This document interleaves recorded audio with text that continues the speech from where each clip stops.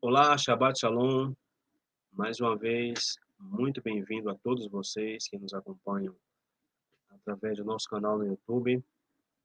Que o Eterno esteja abençoando a vida de cada um de vocês e que a gente possa desfrutar o máximo que a gente puder daquilo que tem preparado para nós, para que a gente possa estarmos sempre gratos por tudo aquilo que Ele tem feito por nós, e nos dado justamente um dia de descanso como hoje. E estamos continuando com a nossa série de estudos sobre as 40 profecias messiânicas, cumpridas em Yeshua. E é interessante, meus irmãos, que vamos tratar hoje sobre o Salmo 22 e um pouquinho sobre Zacarias capítulo 12, porque o Salmo 22, ele é conhecido como o Salmo da crucificação. E qualquer pessoa que lê suas palavras, né, palavras assombrosas, porém palavras inspiradoras, pode ver facilmente por que esse salmo é chamado de o Salmo da Crucificação. E às vezes, este salmo ele é conhecido como o relato do quinto evangelho sobre o sofrimento de Yeshua, escrito pelo rei Davi 1000 anos antes, né, do próprio Yeshua, e antes também da invenção da crucificação como pena capital. E a primeira parte, ou seja, a primeira metade do Salmo 22, é o salmo de um sofredor justo, ou seja, um homem ridicularizado por seus inimigos, se sentindo abandonado, se sentindo incluso excluído por Deus. Então, este salmo, ele é possivelmente o salmo profético mais famoso sobre o Messias. Ou seja, ele é muito parecido com Isaías 53, porque esse salmo descreve o tormento, a rejeição e a morte do Messias, Yeshua. Então vamos começar aqui lendo o Salmo 2, nos versículos 1 e 2, que começa dizendo: Deus meu, por que me desamparaste? Então vejam que Davi ele começa fazendo uma pergunta de forma profética: Deus meu, por que me desamparaste? Por que te alongas do meu exílio e das palavras do meu bramido? Deus meu, eu clamo de dia e tu não me ouves, de noite e não tenho sossego. Então, meus irmãos, nós sabemos que Yeshua, ou seja, assim como José, o rei Davi, ele serve como um prototipo, ou seja, como uma figura profética do Messias. Portanto, muitos se referem ao Messias como o filho de Davi, ou seja, o rei Davi foi quem escreveu o Salmo 22, inspirado pelo Espírito do Eterno, predisse que o Messias seria seu descendente, porém que sofreria e seria rejeitado e morreria. E o Novo Testamento diz que quando Yeshua estava na cruz, ele clamou, referindo-se justamente a este salmo, dizendo o seguinte, Mateus capítulo 27, versículo 46. E perto da hora nona, exclamou Yeshua em alta voz, dizendo, Eli, Eli, lama sabachthani. Isto é, Deus meu, por que me desamparaste? Então, meus irmãos, enquanto Deus e o Messias estão conectados um ao outro, este salmo está predizendo como Deus teve que se separar do Messias. Ou seja, Deus desvia seu rosto do Messias para que, ao morrer, leve sobre si os pecados de Israel e também de toda a humanidade. E lemos novamente o Salmo 22, perdão, versículos 1 e 2, que Davi vai clamar dizendo, Deus meu, por que me desamparaste? Por que te alongas do meu exílio, das palavras do meu bramido? Deus meu, eu clamo de dia e tu não me ouves, de noite e não tenho sossego. Então, Deus, ele não salva o Messias, mas permanece em silêncio diante da injustiça, do sofrimento e da tortura que o Messias é forçado a suportar. E a propósito, irmãos, um dos comentaristas mais importantes do judaísmo, chamado Rashi, né, ele comentando sobre esses dois versículos, veja o que ele vai dizer.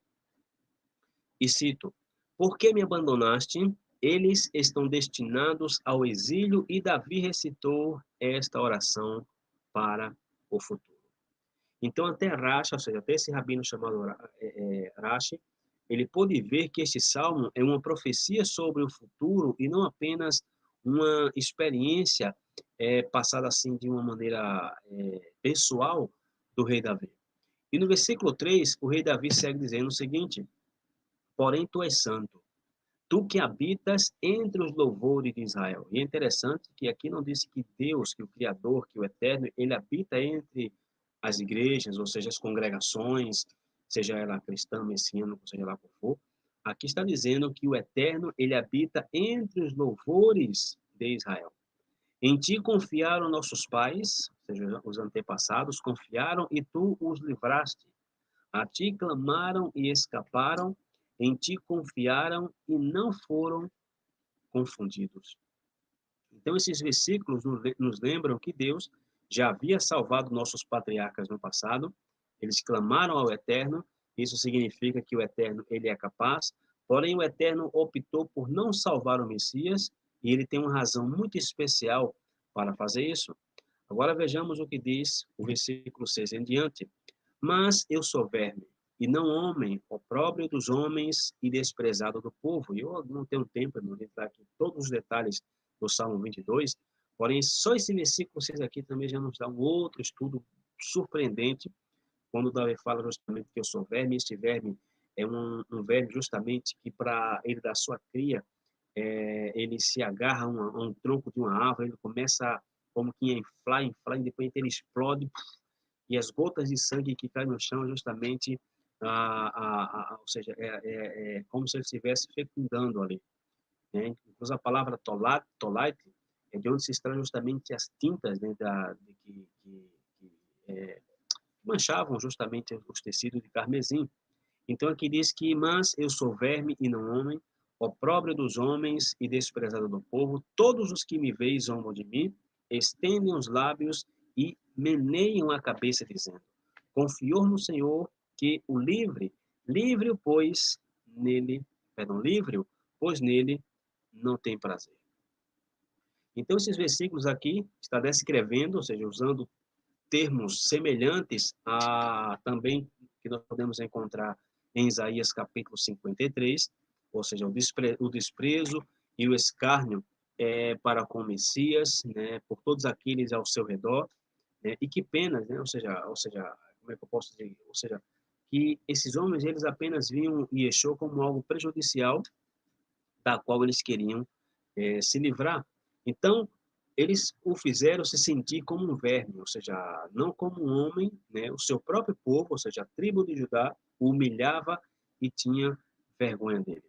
E também nós temos outro aspecto do Messias, que é conhecido como Mashiach ben Yosef, e quem não se lembra da história de José, né? Onde seus irmãos zombaram dele, o odiaram, tentaram se livrar dele e o jogaram em uma cova, em um buraco. E lembrando que José, ele foi justamente rejeitado por seus irmãos, ok? José, ele foi entregue nas mãos dos gentios, ele foi odiado como, ou perdão, dado como morto, foi dado como esquecido, como se fosse irrelevante, ou seja, uma pessoa que não tem nenhuma importância. E nesse interim, José, ele foi bem-vindo justamente entre os gentios e tornou-se um grande e importante líder ao realizar maravilhas e milagres entre eles. Então a história termina bem quando José é eventualmente bem-vindo de volta ao seu próprio povo também, e da mesma forma Yeshua, que foi humilhado, que foi desprezado, que foi entregue, como se diz assim, rejeitado por parte do povo de Israel, foi entregue aos romanos, assim, entregue à morte, e ao mesmo tempo Yeshua entre os gentios, ele foi bem recebido, e Yeshua se tornou-se um grande e importante líder mundial. Um dia Yeshua também, meus irmãos, será bem recebido pelo nosso povo, ou seja, pela tribo de Judá. Continuando com a leitura do Salmo 22, no versículo 9 ele vai dizer, mas tu és o que me tiraste do ventre, me fizeste confiar, estando aos seios de minha mãe. Sobre ti foi lançado desde a madre, tu és o meu Deus, desde o ventre da minha mãe. Não te alongues de mim, pois a angústia está perto e não há quem ajude. E a confiança do Messias não está nas pessoas, mas em Deus. Ele colocou sua fé nele desde o início, porém Deus não está presente em seu tempo de angústia. Então, o que é que nós podemos concluir? Que o Eterno simplesmente ele abandonou o Messias, e abandonou justamente entre aspas, por assim dizer. Por quê? Porque, curiosamente, mesmo aqui, como no restante das profecias bíblicas sobre o Messias, apenas a mãe do Messias é mencionada e Yeshua não é mencionado que há um pai humano, por exemplo. E no versículo 12 diz o seguinte: muitos touros me cercaram, fortes touros de Baçã me rodearam. Abriram contra mim suas bocas como um leão que despedaça e que ruge. Como alga me derramei e todos os meus ossos se desconjuntaram e o meu coração é como cera. Derreteu-se no meio das minhas entranhas. A minha força se secou como um caco e a língua se apega ao paladar e me puseste no pó da morte. Ou seja, envolvido, cercado e humilhado na beira da morte, a perseguição do Messias é descrita como fortes touros, né, de Baçã, né, touros robustos que o cercaram. Como um leão que ruge, ameaçando devorá-lo. Ou seja, Yeshua experimentou um suor intenso. Né? Os médicos dizem que naquele momento ali, Yeshua teve uma espécie de hematidose, quando os vasos capilares eles se rompem e a pessoa começa a suar sangue. Ou seja, foi algo assim, né, algo raro que aconteceu com Yeshua. Foi tão intenso a sua agonia, e aqui ele fala que seus ossos estão despedaçando de medo. Seu coração se derrete dentro do seu corpo, ou seja, Yeshua estava seco, não tinha forças, tanto que sua língua gruda na sua boca e Deus o traz antes do julgamento e coloca-o no pó da morte. E é muito interessante, irmãos, que se a gente puder ver, por exemplo, vamos ver, um famoso midrash que surgiu no século VIII, interpreta e coloca algumas das palavras desse salmo nos lábios do Messias Ben Yosef. Vamos ver o que diz justamente este midrash, que diz o seguinte: foi por causa da provação do filho de Davi que Davi chorou dizendo: a minha força secou-se como um caco e a minha língua gruda nas minhas mandíbulas. Você me coloca no pó da morte. Então, meus irmãos, neste midrash aqui, nesse midrash chamado de Piscata Rabati, Davi descreve o futuro sofrimento, a futura morte do Messias, do seu próprio filho. Pessoas má o cercaram como cães cercam justamente suas presas. E agora vem justamente a cereja do pastel do bolo, que é o versículo de número 16, que diz: pois me rodearam cães, o ajuntamento de malfeitores me cercou. Transpassaram-me as mãos e os pés. E aqui, irmãos, é a parte mais interessante, porque nos últimos milênios, todas as traduções hebraicas traduzem este versículo da seguinte maneira. Eu peguei essa tradução, uma tradução aí que você encontra na internet chamada Behon Manre, que diz o seguinte: o Manre, como um leão, eles estão às minhas mãos e aos meus pés. Okay? Essa tradução aqui abaixo é uma tradução baseada no texto massorético. Ou seja, o que é que essa tradução está dizendo? Minhas mãos e meus pés são como de um leão. Agora, veja que interessante, né, o que a tradução rabínica ela está aqui nos dizendo. Ou seja, como é possível que essas duas traduções sejam drasticamente diferentes? E para responder a essa pergunta, o rabino antimissionário chamado Tobias Singer, ele propôs justamente uma teoria onde ele diz o seguinte: cristãos, ele coloca aqui entre conchetes, cristãos medoticamente alterados, deliberadamente adulterados, manipulados, citados erroneamente, mal traduzidos e até versos fabricados no Tanar. Essa é uma frase de um rabino chamado Tobias Singer, de um artigo que ele tem chamado Um Olhar Mais Atento ao Salmo da Crucificação, entre aspas, Judaísmo de Alcance. Então, essas são alegações impressionantes. Por quê? Porque para as quais aqui não se fornece nenhuma evidência real, ou seja, a linguagem carregada de demagogia revela um viés extremo ao lidar com a complexa questão do Salmo 22, que a maioria dos estudiosos sérios rejeitam. E essas palavras fortes, elas servem apenas para despertar as emoções do leitor, ou seja, simplificar, né, demais as questões textuais em questão, enquanto tentam dar um argumento, um tom assim autoritário. E do outro lado, irmãos, da equação, alguns acusaram os rabinos de deliberar ocultar versos que apontam para Yeshua, né? Muita gente tem essa teoria de dizer que, por exemplo, o texto maçorético surgiu para ocultar Yeshua das profecias messiânicas. E algumas dessas acusações ou teorias da conspiração, será que resistem ao escrutínio? Por quê? Porque essas duas traduções são tão diferentes, meus irmãos. E vejamos o que diz mais adiante, porque nós temos justamente a frase nesse versículo 16 como leão. Então, esse rabino Tovia Singer e outros rabinos antimissionários estão totalmente corretos ao afirmar que as traduções elas podem funcionar como um filtro como é que eu posso dizer, rapaz? Obscurecedor, ou seja, um obstáculo que é difícil para os leitores não judeus entenderem. Agora, com isso em mente, devemos retornar ao texto hebraico, porque 1000 anos atrás existia uma família de textos autorizadas chamada de Nussar HaMassorá, que é justamente os maçoretas, que fizeram o texto maçorético, que todos os judeus têm hoje, e eles mudaram uma única letra neste versículo, ou seja, eles abreviaram a letra Vav para a letra Iod. Então veja como é que está escrito esse versículo em hebraico no texto maçorético. Diz que que suva vunim que lavim, pois os cães me cercaram. E segue dizendo, Adate meraim rigfunim. Um bando de malfeitores me cercou, e diz aqui a palavra Ka'ari Yadai Veglai, ou seja, como um leão, minhas mãos e meus pés. Então vejam vocês que parece não fazer muito sentido aqui, irmãos. Porque à primeira vista, traduzir este versículo parece simples, porque a posição antimissionária da palavra Ka'ari, ela significa como um leão e é 100% precisa. Portanto, parece que este caso é encerrado.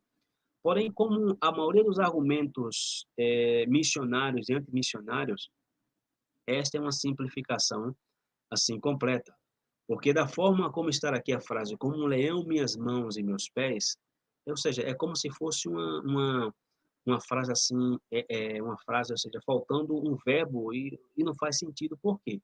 Porque, mais uma vez, este rabino chamado Tovia Singer, ele entende, segundo ele, ter a tradução correta desse versículo quando ele escreve o seguinte, mais uma vez, em seu artigo, um olhar mais atento ao Salmo da Crucificação, dizendo, pois os cães me cercaram, uma companhia de malfeitores me cercou, como um leão, e colocou aqui entre aspas, eles estão às minhas mãos e aos meus pés. Então, infelizmente, irmãos, não estou aqui dizendo que sou melhor interpretador da Bíblia do que este rabino, né? Enfim, mas pelo pouco que eu entendo, infelizmente, esse rabino Tovia Singer, ele traduziu mal esse versículo. Por quê? E não sou nenhum hebraísta, não falo hebraico fluentemente, ou seja, eu conheço um pouco assim como vocês, porém um pouco que a gente vai conhecendo e vai juntando as peças do quebra-cabeça, a gente consegue discernir o que é certo e o que é errado. E mais uma vez, infelizmente, este rabino, ele traduziu mal o versículo. Por quê? Porque as palavras eles estão aqui está completamente ausente do texto hebraico, por isso que ele botou aqui entre conchetes. Então, por que o rabino Tovia Singer precisou acrescentar algo às palavras do rei Davi nos Salmos, e especificamente aqui? Porque ele mesmo, ou seja, ele nem coloca eles estão entre conchetes para mostrar que ele acrescentou ao texto. E a ironia de acusar outros de traduzir deliberadamente mal, como ele acusou os cristãos, né, o texto ao adicionar palavras que estão ausentes do texto hebraico, é algo a ser surpreendente. E outro rabino antimissionário chamado Geraldo Satchor, eu acho que é assim que se pronuncia o nome dele, ele traduz esse versículo 16 do Salmo 2, dizendo o seguinte, como um leão, diz aqui, eles estão roendo minhas mãos e meus pés. E pelo menos esse Satchor, ele colocou conchetes ao redor das palavras, né, que acrescentou ao texto. Isso está mais próximo da interpretação de Irache, que é uma interpretação um pouco coerente, que diz o seguinte, Como um leão, minhas mãos e meus pés, como se fossem esmagados na boca de um leão, assim disse Ezequias, em Isaías 38:13, como um leão, assim quebraria todos os meus ossos. Então, meus irmãos, os tradutores, eles reconhecem esse problema e acrescentam palavras para que a passagem faça sentido, ok? E é interessante que temos aqui outra referência rabínica, que diz o seguinte: os cães me cercam, um bando de malignos se aproxima de mim, como leões eles maltratam minhas mãos e meus pés. Ou seja, observe que a palavra leão aqui, é interessante que a palavra leão aqui está em plural, leões.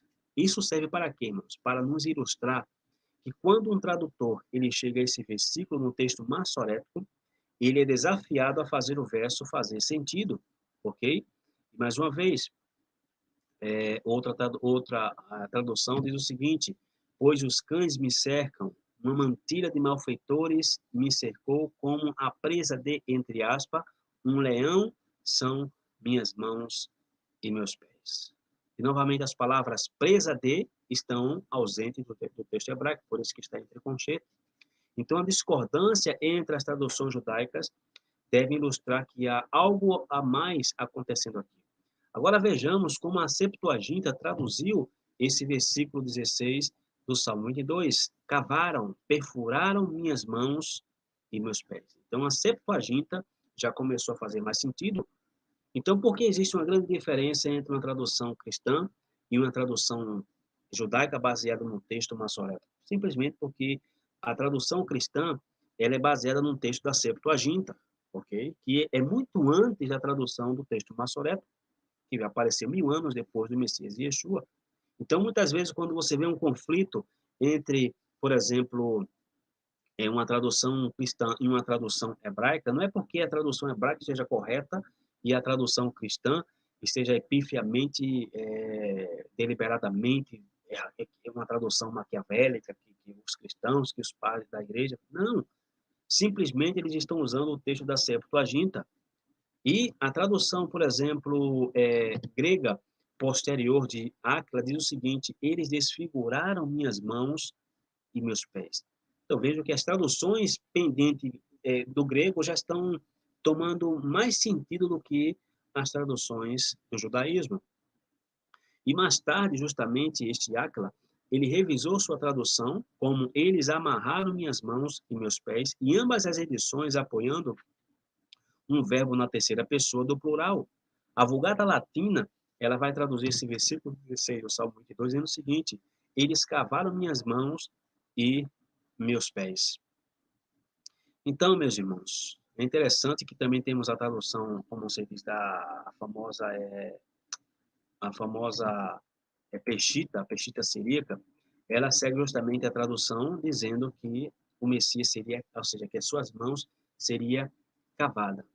E o antigo cristão Justino Mártir, o Mártir, né, também faz referência à leitura, como se diz, ou seja, a leitura perfurada em seu diálogo com Trifão.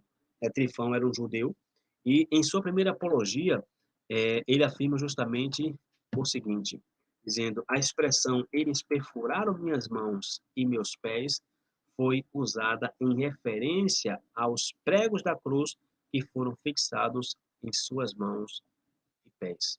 Lembrando que essa conversa de Trifão, ou de Trifão, perdão, de Justino Mártir, com Trifão, que é um judeu. Então, irmãos, para contra-atacar, mais uma vez, o rabino antimissionário Tovia Singer, ele rejeita a Septuaginta como qualquer outro rabino antimissionário, alegando que apenas a Torá foi traduzida para o grego com base no relato da carta de Aristeias. E embora isso possa não ser totalmente verdade, existe um problema ao citar a Septuaginta, a Peshitta ou a Vulgata Latina. Qualquer tradução realmente como existe um problema. Por quê? Porque cada vez que você cita a Septuaginta, a Peshitta ou a Vulgata Latina como prova dessa leitura, esses textos eles foram preservados por cristãos e, portanto, podem estar sujeitos à parcialidade.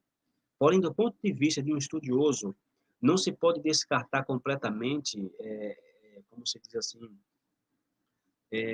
ou seja, não se pode, como eu estava dizendo, descartar completamente essas versões antigas, e do ponto de vista da Massora, ou seja, o texto massorético, são essencialmente irrelevantes, exceto para os Targumim, porque as antigas traduções do aramaico, que muitas vezes elucidam significados obscuros do hebraico, e o antigo Targum aramaico não tem a palavra perfurado, mas vejamos como o Targum traduz esse versículo 16 do Salmo 22.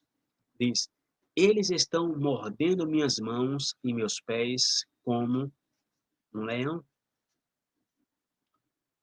Então, meus irmãos, aqui está, né, como se traduz justamente o texto do Targum. E tal acontece com as traduções judaicas modernas. O Targum reconheceu o problema e forneceu um verbo. Outra ocorrência de como o leão no Antigo Testamento, ou seja, no Taná, ocorre em Isaías 38, onde é justamente é juntado a um verbo. E vejamos como está escrito em Isaías, capítulo 38. E eu peguei justamente esse versículo da livraria virtual do judaísmo chamado Sefaria, e aí você pode encontrar todas as literaturas rabínicas, Talmud, Guimarães, o que você pensar, está nesse site chamado cefaria.org. E diz o seguinte: como um leão, assim ele quebrou todos os meus ossos, do dia para a noite, tu darás cabo de mim.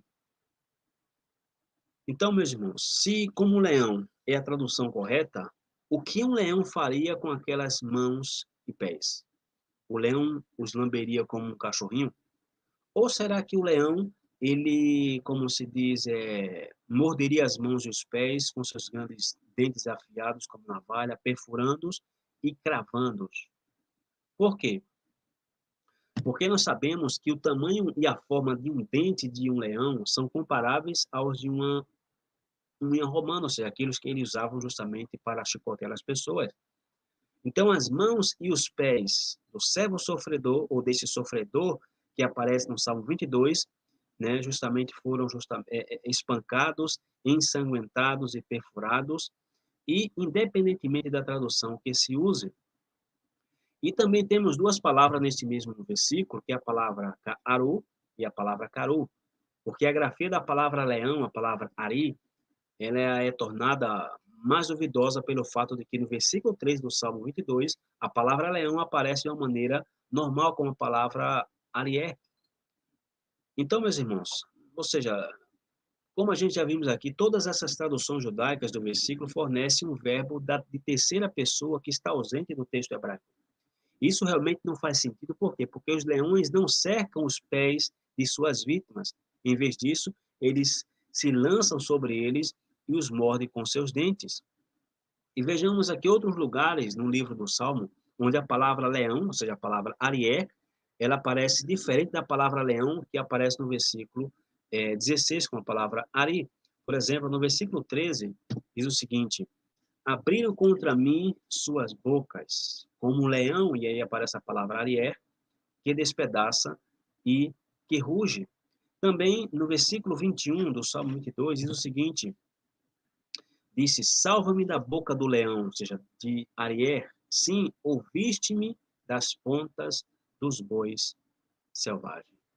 E alguns hebraístas, eles observam que, neste caso, a palavra para leão deve ser uma palavra, ou deveria, pelo menos, ser uma palavra plural, não singular, para ser consistente. Então, se levanta a possibilidade de uma variante textual. Variantes textuais não são incomuns na Bíblia. Incluso alguns céticos pensam que as variantes textuais ilustram a falta de confiabilidade dos textos que nos recebemos. O caso é realmente assim oposto. Então, a maioria tem uma visão excessivamente simplista de como funciona a confiabilidade dos manuscritos bíblicos. Os manuscritos do Taná e do Novo Testamento que recebemos são extremamente confiáveis e a maioria das variantes textuais são irrelevantes. E, por meio pode-se eliminar erros na transmissão dos escribas por meio de uma comparação de famílias textuais. Por exemplo, como nós já vimos, a palavra Ari, que significa, como já vimos, como leão, mas se um escriba ele entendesse, ou perdão, se ele estendesse a letra Iud para baixo, a letra Yud ela se torna um Vav. Você pode prestar atenção que são praticamente idênticas à letra Yud, né? Então, a palavra seria lida como Karu, e a palavra Karu, ok? Vem da raiz Kur, que significa eles cavaram. E quando alguém cava com uma pá, essa pessoa faz o quê? Ela perfura, ela penetra a superfície do solo. Então, seu uso aqui sugere que suas mãos não foram apenas perfuradas, mas sim enterradas, como que uma pá ou alguém usou aí outro instrumento pontiagudo.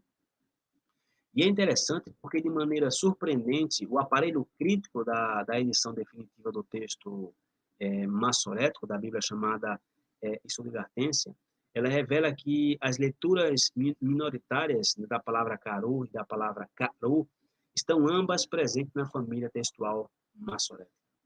Então, meus irmãos, originalmente, esse versículo 16 do Salmo 22, ele poderia ser lido assim: eles minaram, ou seja, fizeram um buraco minhas mãos e meus pés, ou seja, eles perfuraram minhas mãos e meus pés. Mais uma vez, a palavra hebraica original significa minar, ou seja, perfurar, fazer um buraco ou cavar um buraco, como cava justamente um buraco no chão, ok?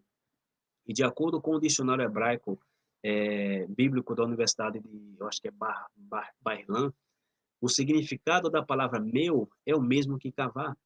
Então, isso é reforçado em vários lugares ao longo do Antigo Testamento, como, por exemplo, Êxodo capítulo 21, versículo 33, Segundas Crônicas, capítulo 16, versículo 14. E, no entanto, visto que essa descrição de furo nas mãos e nos pés, né, do Messias soava um pouco messiânico sobre Yeshua para os rabinos. Então, por isso que eles decidiram encurtar a letra Vav para essa Vav se tornar uma letra Yud, e aí você mudar justamente o sentido da palavra. E qualquer pessoa que lê qualquer versão antiga do Antigo Testamento, como a Septuaginta ou os manuscritos do Mar Morto, verá por si mesma que o texto original não diz como leão, mas sim eles furaram. E é interessante que o texto massorético, irmãos, o texto massorético não, os manuscritos do Mar Morto, que são datados de centenas de anos antes da época de Yeshua, ou também no Novo Testamento, eles foram escritos pelo menos 1.200 anos antes do texto massorético. E essa descrição que você está vendo aqui nesse slide aí, do manuscrito do Mar Morto, falando sobre o Salmo 22, versículo 16, é idêntica, semelhante ao que diz o profeta Zacarias no capítulo 12, versículo de número 10. Porque, para quem não sabe, o profeta Zacarias, ele profetizou por volta de 600 anos antes do Messias Yeshua. E o profeta Zacarias, ele predisse, ele profetizou que o Messias seria rejeitado por seu próprio povo e seria perfurado, seria traspassado e morto.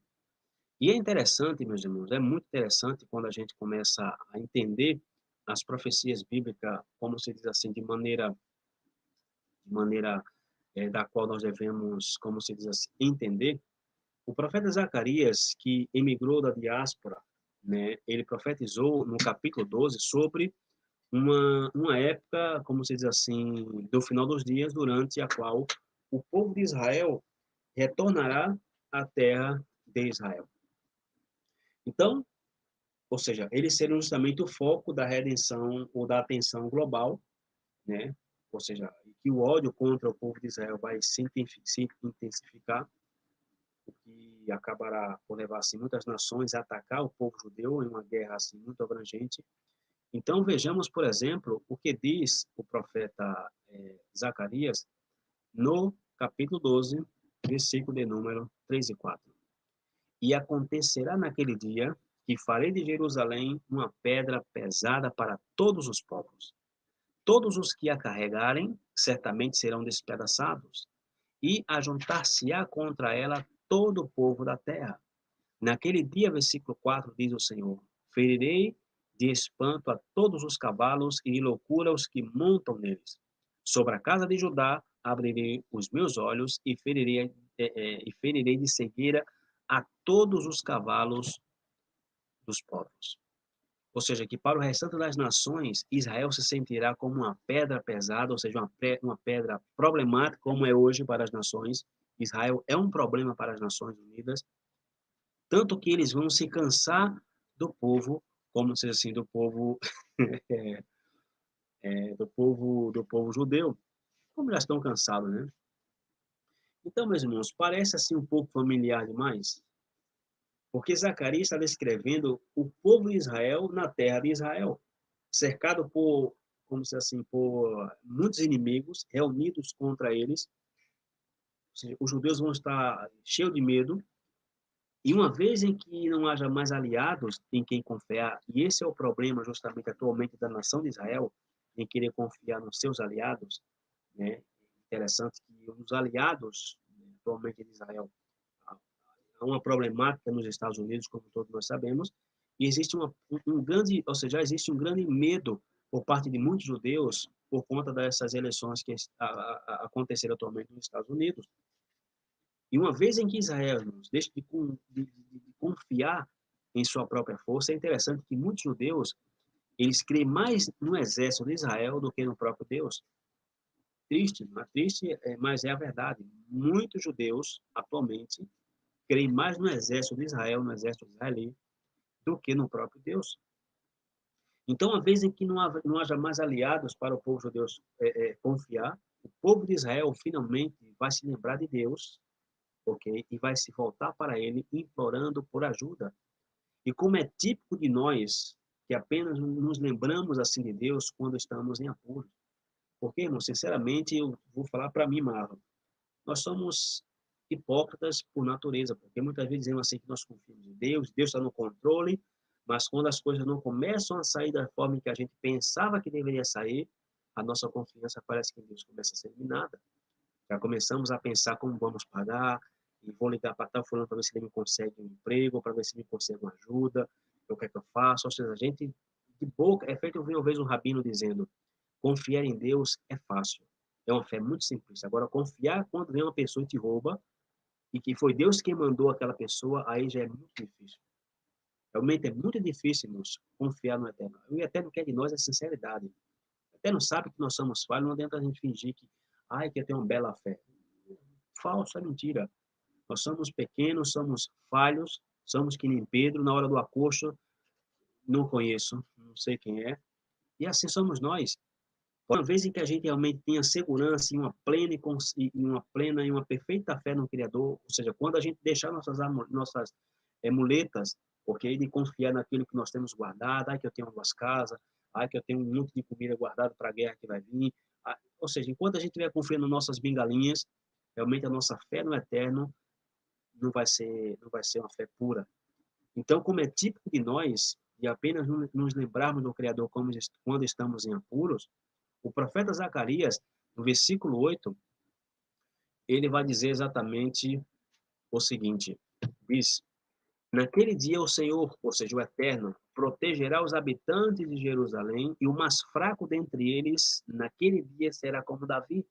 Ou seja, que o mais fraquinho naqueles dias vai consertar relógio de mulher com luva de boxe. Ele diz aqui que entre eles, naquele dia, o mais fraco será como Davi, e a casa de Davi será como Deus, como o anjo do Senhor diante deles. E acontecerá naquele dia que procurarei destruir todas as nações que vierem contra Jerusalém, contra Jerusalém. Então Deus está prometendo que num dia em que todos os nossos inimigos se juntarem contra nós, ele mesmo vai intervir. Porém, a intervenção de Deus vai muito mais além da dimensão física, também será espiritual. Por quê? Porque no versículo 10 está escrito: mas sobre a casa de Davi e sobre os habitantes de Jerusalém derramarei o espírito de graça e de súplicas, e olharão para mim a quem transpassaram, e prantearão sobre ele como quem pranteia pelo filho unigênito, e chorarão amargamente por ele, como se chora amargamente pelo primogênito. E há uma infinidade de comentários que a gente poderia aqui se focar, e especialmente nessa frase que diz que olharão para mim. Só nessa frase aqui, nós já encontramos o Messias, ele literalmente, como está nessa foto aí, que vocês veem, não sei se é a esquerda, na minha esquerda aqui, está na minha direita, acho que na esquerda de vocês aí. Por quê? Porque a palavra olharão para mim em hebraico, a palavra é Elai, ou seja, Aleph Tav. O Aleph Tav no paleo hebraico é um boi, um líder e uma cruz. E o profeta Zacarias profetiza que no final dos tempos, no final dos dias, o Eterno vai derramar seu espírito sobre o povo de Israel, e como resultado desse derramamento, eles vão olhar para ele, porque aqui o profeta Zacarias não se referiu ao Messias, porém nós sabemos que é um texto messiânico, por quê? E vamos explicar daqui a pouco. Veja como é profundo esse versículo aqui, irmãos. Porque é interessante que quando eles olharem para ele, para o Eterno, eles vão entender que o traspassaram, né, o que levará Israel a viver um luto nacional semelhante ao luto de uma família cujo primogênito morreu. Então, como eu falei, é um texto assim muito profundo, porque o que é que vai causar essa surpresa? A compreensão de que este homem, que foi injustamente, como se diz assim, culpado por todos os nossos pecados, por todos os nossos problemas, as inquisições, as cruzadas, é, na verdade, o nosso Messias, Yeshua. E por que haverá tanta dor, ou seja, haverá um luto em toda a nação de Israel? Porque, finalmente, eles vão entender que, ou seja, que nós temos transpassado o nosso Messias por milhares de anos, rejeitando. E, pois, e interessante que um dos lemas entre os rabinos antimissionários, com referência a Yeshua, é que seu nome e sua memória sejam apagados. Então, irmãos, a nação, a noção de que nosso povo reconhecerá o mesmo homem que perfuraram, surge da premissa, de que antes desse ponto, o povo de Israel não reconheceu aquele a quem transpassou, né? Tanto por pregá-lo numa cruz, no madeiro, quanto por perfurar o seu lado com uma lança, porque como está relatado no Evangelho de João. Então, se aquele homem é de fato nosso Messias, isso significa que antes não o reconhecíamos e que ele teve que sofrer, ser traspassado e morrer.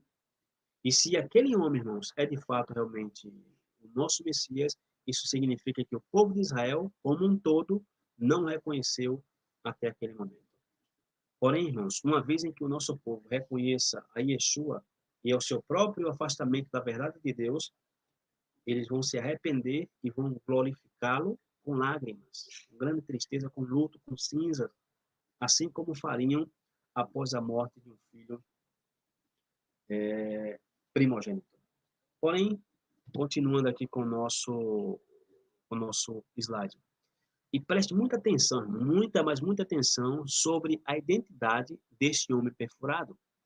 Porque olha o que diz aqui, e olharão para mim a quem transpassaram. E a pergunta que eu faço a vocês é a seguinte, quem é o orador aqui? Enquanto eu tomo aqui um gole de água. Quem é o orador neste versículo?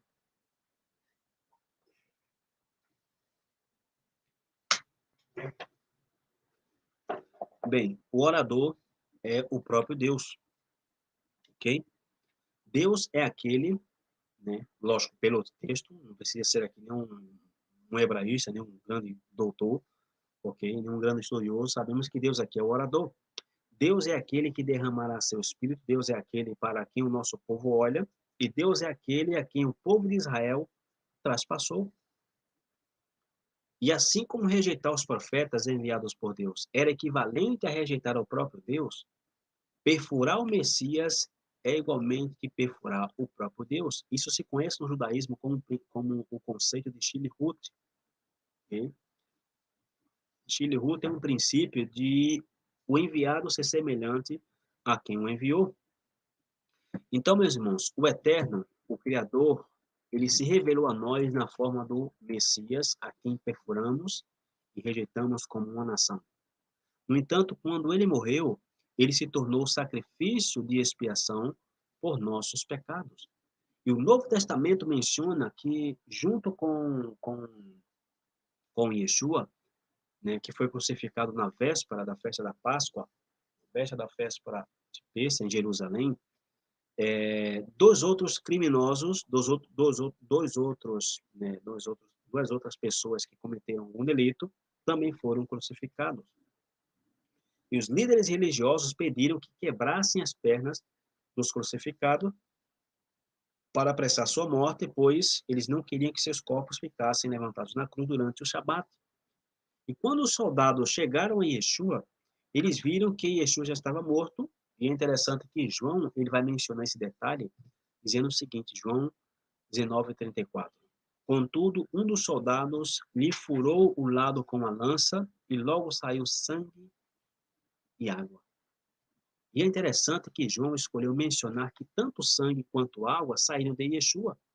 Agora, considerando que o leitor antigo pode ter achado estranho que João se importasse em mencionar isso, hoje nós sabemos que, fisiologicamente falando, irmãos, e me corrijam aí alguém que trabalha na área da saúde, talvez a irmã Neida, ou seja lá quem for, quando uma pessoa morre, ela experimenta um derrame, como é que se usa essa palavra?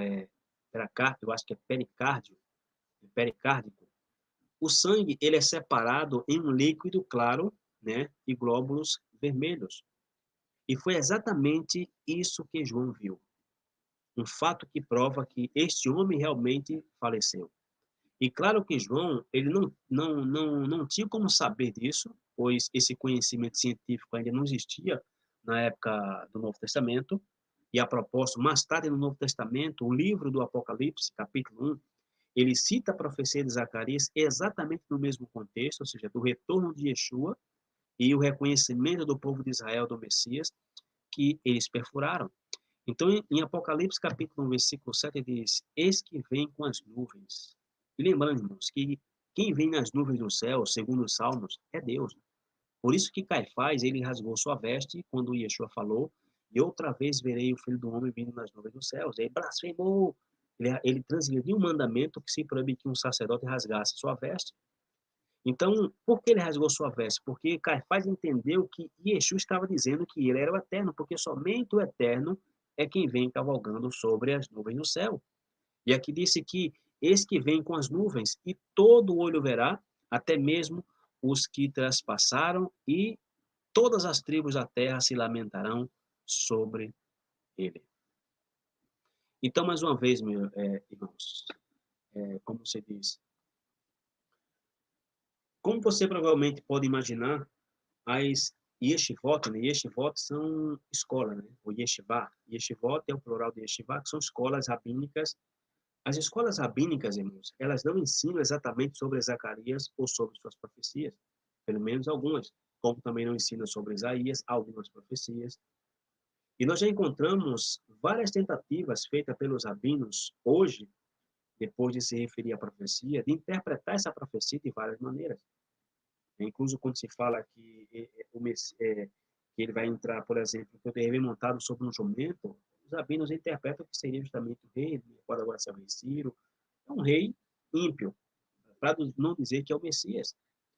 O problema deles, irmãos, é que os sábios do judaísmo primitivo, em total contraste com esses atuais, sempre interpretaram a profecia de Zacarias como nós, como eu particularmente, como uma profecia sobre o Messias que será traspassado até a morte.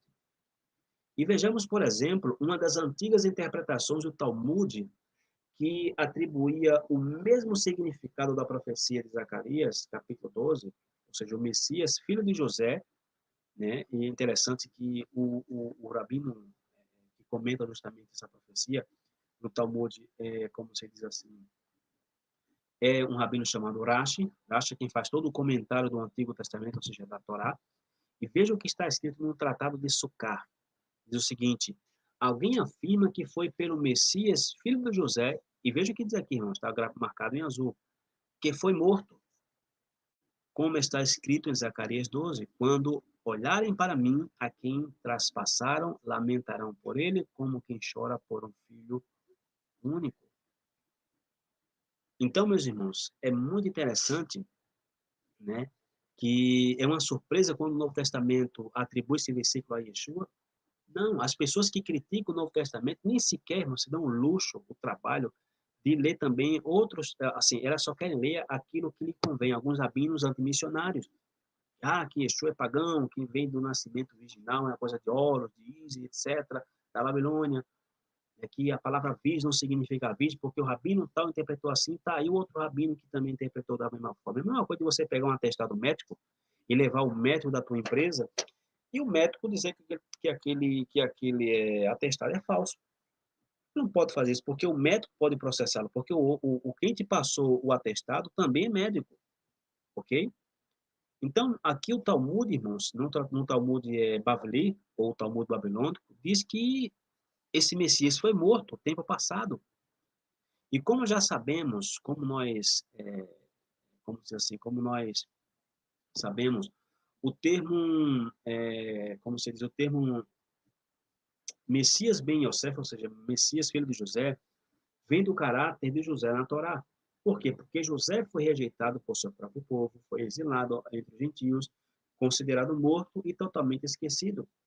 Porém, enquanto isso, José esteve aonde? José esteve entre os gentios, né? Ele foi bem sucedido entre os gentios, se tornou-se um grande e importante líder, né? Como eu falei justamente anteriormente no começo, ele realizou milagres e maravilhas no meio dos gentios, e eventualmente José apareceu diante dos seus irmãos novamente, e desta vez eles não mais o rejeitaram. José falava com o tradutor, José ele vestiu roupa totalmente gentil. Por que vocês acham que hoje as nações chamam o Messias de Jesus? Não tem nada a ver com paganismo, que é de paganismo. Não, simplesmente porque tem que seguir o mesmo espaço que José seguiu. Simplesmente o nome de Jesus não significa nada, não significa história de Deus cavalo, nada disso, simplesmente não é o nome correto. Não tem nada de pagão no nome de Jesus. É simplesmente o nome que não é hebraico, ok? Assim, mas no hebraico não existe J, também não existe H, não existe A, não existe O, não existe B, não existe C. No hebraico não existem essas letras. Então, meus irmãos, como José, Yeshua foi rejeitado por seu próprio povo, está exilado entre os gentios, é considerado morto, esquecido completamente. Enquanto isso, Yeshua está entre os gentios, ok? Está sendo bem-sucedido, está agregando filhos, ok? E Yeshua é o líder mais importante do Ocidente. E ele continua a realizar milagres e maravilhas no meio dos gentios, e como vimos, irmãos, um dia como José, Yeshua também será uma vez mais recebido, porém dessa vez com um pranto assim profundo por parte do judaísmo rabínico, por parte de Judá, ok? E até Rashi, esse rabino chamado Rashi, em seu comentário sobre também esse tratado de Sukkah, é interessante, se você procurar o site do Rabad.org aí em inglês, onde tem justamente a leitura da Torá, você vai encontrar exatamente isso aqui, que é de onde eu tirei. E disse, e a terra lamentou na profecia de Zacarias e profetizou para o futuro que eles planteariam o Messias, o filho de José, que foi morto. Irmãos, isso aqui é um rabino ortodoxo, ok? Também um rabino chamado Moshe Alshir, eu acho que é assim que se pronuncia o nome dele, ele comentando esse comentário aqui de Rashi, ele diz o seguinte, quando eles olharem para mim, eles olharão para mim em completo arrependimento, visto que aquele que eles traspassaram é o Messias, filho de José, que tomara sobre si todas as faltas, em outras palavras, pecados de Israel. E a propósito, esse rabino Alshir, ele também diz que o Messias aceita de bom grado o seu, como se diz assim, o seu tormento. E cito que ele diz o seguinte, pois ele mesmo deseja suportá-lo e pensamos que ele não o teria assumido, apenas ferido por Deus e afligido, mas quando chegar o tempo em que ele será revelado em toda a sua glória, ele está falando aqui do Messias, então todos verão e entenderão quão grande é o poder daquele que sofre o tormento por toda a geração. E ele baseou esse comentário em que livro? Isaías 53. Mais um capítulo sobre o Messias que sofrerá, que seria rejeitado e morreria, considerando que a profecia de Isaías 53 nos ensina que o Messias vai morrer, a profecia de Zacarias nos ensina nos ensina como o Messias deveria justamente morrer. Então, meus irmãos, é isso que nós temos que passar a entender e analisar a Bíblia desde uma perspectiva hebraica, ok? Por quê? Porque quando a gente começa a examinar os dois lados, Entendemos, por exemplo, que a profecia de Zacarias sobre o Messias transpassado não corresponde apenas com Isaías capítulo 53. Por quê? Porque quando alguém entende a profecia de Zacarias, e especialmente o Salmo 22, corretamente, ou seja, o nosso verdadeiro Messias e o nosso Salvador podem ser facilmente discernidos. As pessoas que passaram a rejeitar Yeshua como Messias, uma primeira é que nunca o conheceram, e segundo que nunca leram a Bíblia. E aquele que sofreu agonia insuportável, que foi crucificado até mesmo morto e ressuscitou dos mortos, o rei Davi não estava se referindo a si mesmo, ok? Por quê? Porque Davi morreu velho, nos braços de um homem chamado Abissag, que é o sunamita. Davi não foi torturado, Davi não foi humilhado da forma em que ele descreveu no Salmo 22. No entanto, Yeshua suportou a rejeição, a agonia, a humilhação, a morte, e assim como o rei Davi ficou sozinho diante de Golias e lutou com ele em nome do povo de Israel, Yeshua ficou sozinho diante da morte, para quê? Para nos representar, o povo de Israel e toda a humanidade. Então, meus queridos, para a gente concluir, e ao contrário do rei Davi, Yeshua não apenas arriscou sua própria vida por seu povo, mas deu sua vida por todos nós. Então a gente conclui esse estudo fazendo uma análise agora de forma assim pessoal para nossas vidas sobre o Salmo 22. Um salmo que nós podemos encontrar esperança com o nosso Messias. Porque dizem que a miséria, ela adora a companhia. E se quando você sofreu, soubesse que de outra pessoa estava sofrendo do seu lado, será que isso confortaria você? Lógico que sim. E quando nós, né, assim, pensamos no Messias, no filho de Davi, nós pensamos em quem? No rei Davi, um rei forte, da qual nós amamos, que nos faz lembrar por ter vencido guerras. E dessa forma a gente imagina o Messias como alguém que um dia virá seguido por um grande exército, a fim de conquistar justamente e reinar sobre todas as nações, né, sobre toda a sua criação. E embora tudo isso seja verdade, quando a gente examina os escritos do rei Davi sobre o Messias, no Salmo 22, descobrimos que sua descrição mais famosa do Messias se concentra no exato oposto do Messias forte e conquistador. E em vez disso, nós encontramos um humilde Messias sendo torturado, sendo abandonado por Deus. E o Messias morreu por nossos pecados, é notório. Mas por que qualquer um de nós desejaria seguir um Messias assim? E a resposta, como nós veremos, é que nós temos um Messias com cuja dor podemos nos identificar. Por quê? Porque ele também se identifica com nossa dor quando a gente, como eu posso dizer, quando a gente sofre, porque a Bíblia fala que Deus é nossa sombra. Inclusive, eu até fiz uma postagem, acho que foi ontem no meu status do WhatsApp, sobre esse salmo que diz que Deus é como uma sombra. Ou seja, a sombra ela só projeta aquilo que você é. E se você mostra uma cara feia, como o seu aqui, o meu desnorteado com esse cabelo, mas da forma que eu estou me vendo aqui, a câmera está refletindo aquilo que eu sou. Ok? Se eu fizer uma cara feia, como a minha sombra está aqui atrás, qualquer movimento que você fizer, a minha sombra me acompanha. Deus é aquilo que você quer ser. Existe um princípio no judaísmo que diz que Deus abrirá todas as portas para aquilo que você quiser fazer. Porque se você passar a orar, se eu e você passarmos a orar, ok? Ou fazendo justamente da nossa vontade a vontade de Deus, Deus fará a sua vontade como se fosse a nossa. Por quê? Porque Deus é a nossa sombra. E esse Salmo 22 é um salmo muito forte, ou seja, muito mais do que uma profecia sobre como reconhecer o Messias quando ele vier. É um salmo de agonia com o qual todos nós podemos nos identificar. Por quê? Porque fala profundamente aos nossos corações. Porque pense nos sacrifícios que Israel ofereceu por seus pecados, pense num animal inocente com o qual ninguém se importava, né? Como foi, por exemplo, um animal quando era arrastado justamente para o matadouro, tinha sua garganta cortada. Imagine que aquele cordeiro pudesse escrever e descrever seu sofrimento. Mas eu estou morrendo por causa de você. Então, esse Salmo 22 descreve a agonia e a dor deste cordeiro, só que este cordeiro é um cordeiro muito especial, é o cordeiro de Deus, o Sar Elohim.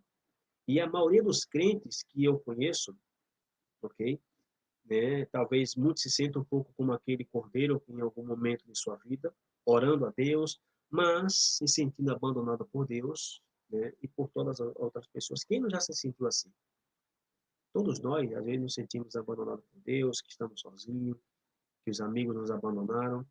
Mas ainda assim, irmãos, há momentos dentro dessas provações em que nós podemos sentir uma grande sensação de confiança, de consolo no Eterno. E nós podemos ser confortados, assim, de maneira mais facilmente como seres humanos. Por quê? Porque nós podemos e temos um Messias com quem nós podemos nos relacionar. E muitos de nós não somos assim, como é que eu posso? Não somos, ou seja, talvez nós possamos nos relacionar tão profundamente com o Messias como rei, porque mas nós não somos reis. Porém, todos nós passamos por rejeição, por dor, por sofrimento, assim como o Messias passou. Por isso que João escreveu que assim como ele andou, devemos andar também. Todos nós, às vezes, nos sentimos esquecidos, sentimos abandonados, e até mesmo por aqueles que são mais próximos de nós. E uma experiência que eu tenho vivido, você tem vivido, na qual o Messias viveu praticamente toda a sua vida. Então, aqui vamos olhar, para a gente concluir, um Midrash rabínico escrito 1.200 anos atrás, antes que o texto maçorético fosse escrito. Deixa eu fechar aqui minha câmera e a gente conclui lendo justamente esse texto que diz o seguinte, do texto mais ou menos do Midrash Piscat Rabati. Diz o seguinte: durante o período de 7 anos que precede a vinda do filho de Davi, mais uma vez, isso é um documento rabínico, ok? Diz o seguinte: as vigas de ferro serão abaixadas e carregadas sobre seu pescoço até que o corpo do Messias seja curvado. Então ele irá chorar e chorar, e sua voz se elevará até as alturas dos céus. E ele dirá a Deus, Mestre do universo, quanto, quanto meu espírito pôde suportar, quanto minha respiração antes de parar, quanto meus membros pude sofrer. Eu não sou de carne e osso. Durante a provação do filho de Davi, o santo bendito seja ele, dirá a ele: meu verdadeiro Messias, há muito tempo, desde os 6 dias da criação, você sofreu esta provação. Neste momento, sua dor é como a minha dor. A estas palavras, o Messias responderá: Mestre do universo, agora estou reconciliado. O servo se contenta em ser como seu mestre. Então, meus irmãos, que o Eterno continue nos abençoando, continue nos dando entendimento sobre o Messias, que nós não percamos a esperança, porque assim como Yeshua suportou rejeição, agonia, humilhação, morte, assim como o rei Davi ficou sozinho diante de Golias, lutou contra ele pelo povo de Israel, e Yeshua também ficou sozinho, para quê? Para justamente lutar também pelo povo de Israel. E ao contrário de Davi, Yeshua, ele deu sua vida por nós, ok? E houve sim dor, houve tormento, houve justamente um tempo em que Yeshua foi abandonado. Porém, o nosso Criador, ele é especialista em trazer doçura das piores situações. E neste caso, a salvação para quem? Para o mundo. E como seguidores de um Messias que sofreu muitas dores, nós podemos ser considerados e consolados. Por quê? Porque à medida que nós passamos pelo sofrimento, quando nós nos sentimos abandonados, também podemos saber que Deus tirará o melhor de qualquer situação que eu e você estejamos passando. Por quê? Porque sempre há esperança e sempre há um futuro, e Deus sempre tem o melhor para mim, para você, e a melhor prova disso, a maior certeza disso que nós temos é justamente que Yeshua ressuscitou. Então, meus irmãos, isso é tudo que eu tenho para hoje. Eu espero sinceramente que esse estudo tenha abençoado a tua vida, esclarecido muito mais o teu conhecimento, agregado mais conhecimento ao que você já tem sobre esse tema, que a gente possa seguir adiante, crendo que realmente estamos seguindo a pessoa correta, a pessoa da qual a Bíblia, o judaísmo antigo e toda a literatura judaica antiga, irmãos, fala sobre o Messias que morreria e o Messias que ressuscitaria. Então, quero aqui agradecer a vocês que ficaram até o final. ok? Obrigado pelo prestígio, pelo privilégio de poder ter a companhia de vocês, um Shabat aqui especial a todos, porém aqui a irmã Délbia, a irmã Bia, aqui mais aqui o Edilson Pereira, o irmão Joab Talmudim, aqui mais aqui a irmã Gedea Cristina, Naldo Laurentino, Neide, também Nilana, Gilberto da Bíblia, aqui mais aqui Suenilton, Júlio César, do Rio de Janeiro, prazer, meu irmão, ter você aqui novamente. Júlio é um grande amigo meu, desde Curitiba eu conheço. Quem mais aqui? Irmã Cristine Campos, Luana Oliveira, Marcos Aurélio, Guilherme Magalhães, Amapará, eu acho.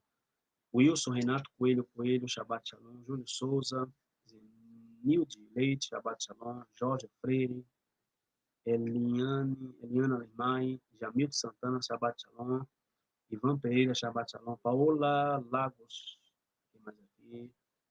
Maria Aparecida, e mais aqui, Delba, diz o gratidão, gratidão, amém. E entra outra também, irmã Cristina, e Lagatal dos irmãos. Que o Eterno abençoe vocês, se assim o Eterno nos permitir. Amanhã eu quero tratar de um tema também sobre sofrimento, porém, mais uma vez, relacionado no Messias, sobre uma letra em hebraico que tem a ver com uma espada, ok? E a espada, justamente, é aquilo que nos dá defesa, é aquilo que nós nos sentimos seguros para justamente enfrentar uma guerra. Então, que o Eterno nos ajude, que o Eterno nos guarde. Um ótimo descanso para você de Shabbat e que possamos desfrutar daquele que o Eterno nos deu. Shabbat Shalom e até a próxima.